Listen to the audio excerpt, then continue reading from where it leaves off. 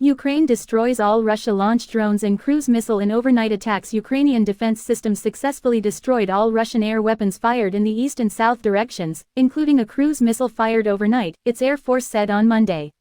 A total of 14 attack drones, including 13 Iran-made Shahed drones and one unspecified drone as well as one cruise missile, were destroyed, the Air Force of the Armed Forces of Ukraine said on its official Telegram channel, lauding Western-supplied air defense systems.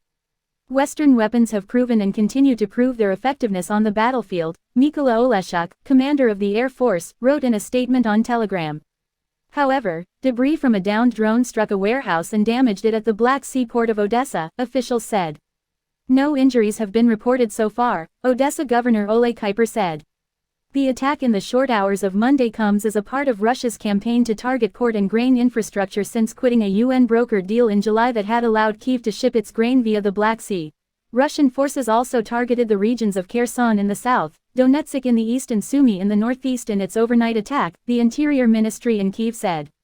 For more than 600 days now, Russia has carried out frequent air strikes across Ukraine's regions.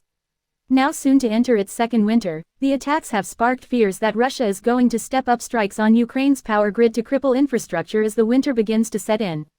This comes as at least 6 people were killed in Ukraine's Kharkiv after a Russian missile struck a mail depot, Ukrainian officials said on Sunday. Another 17 people were injured in the blast. The explosion on the Ukrainian postal and courier service Nova Poshta is believed to have been caused by a widely used Russian S-300 rocket, said Kharkiv Governor Ole Sinihubov. All victims killed in the attack were employees of the private postal service. Nova Poshta published the names of the 6 young employees between 21 to 31 years old who lost their lives, as a sign of commemoration and sorrow.